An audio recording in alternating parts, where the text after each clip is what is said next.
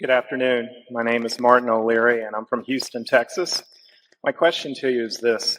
In your annual report this year, in the letter to the shareholders, you indicated that it was 50 years ago that you met Benjamin Graham and that he had a major impact in your life, especially in your investment success.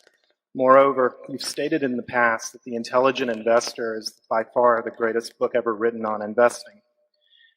One of the central tenets in the book was that if you bought a group of stocks, say 10 or 20, that traded at 2/3 or less than net current assets, that you would be assured of a margin of safety coupled with a satisfactory rate of return. Today, if you were to find 10 or 20 stocks that traded at 2/3 of net current assets, would you be inclined to purchase those stocks for your own personal portfolio, not for Berkshire Hathaway?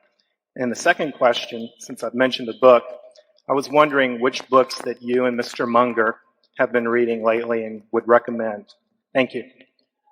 Yeah, in respect to your first question, you could probably, if you found a group like that, and you won't, I don't think, you'd probably do all right buying the group. But not because the businesses themselves worked out that well over time, but because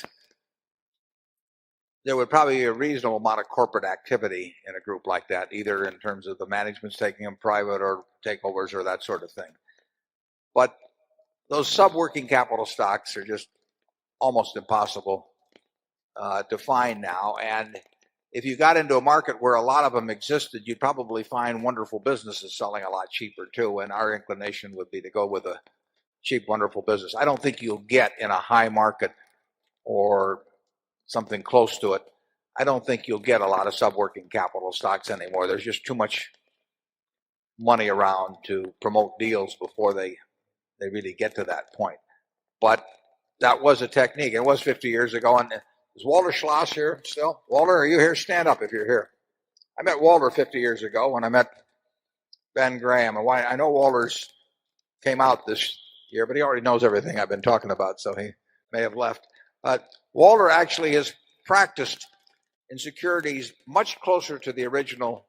He's run a partnership now for 46 years, I guess it is, and he's done it much more with the type of stocks that Ben was talking about in those days, and he has a record that is absolutely sensational. That is far better than people who get promoted and go on television shows and do all of that sort of thing. And he's done it in, what I tend to call cigar butt companies.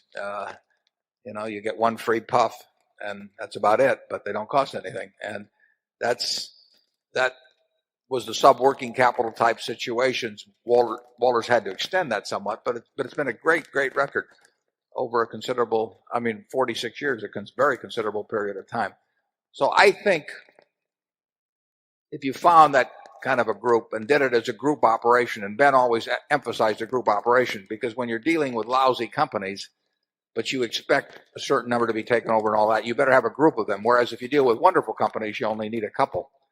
But I think if you see that period again, we'll be very active, but it won't be in those kind of securities. Charlie?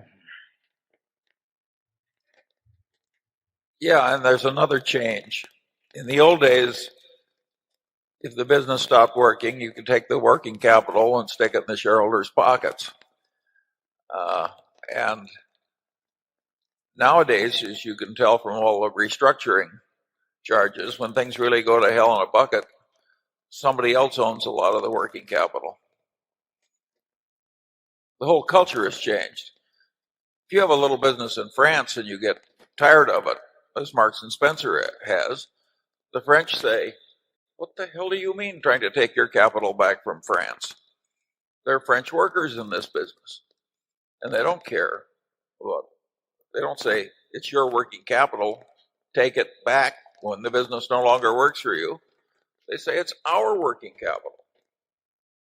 The whole culture has changed on that one. Not completely, but a lot from Ben Graham's day. There are a lot of reasons why the investment idiosyncrasies of one era Don't translate that perfectly into another. That list that was published, I forget whether it was published in the 1951 edition of Security Analysis or the 49 edition of Intelligent Investor, but there were a list of companies. There was Sacco Lowell, there was Marshall Wells, there was Cleveland Worsted Mills, there was Foster Wheeler, and all those companies were sub-working capital companies selling at 3 or 4 times earnings. And there was, if you bought a group of stocks like that, you were going to do well. But you certainly don't see that in companies with any size today. And I've seen a few lists of tech companies selling below cash, but they're determined to use that cash, and it may not be there in a year or two. It was a different breed of animal to some extent in Ben's list at that time.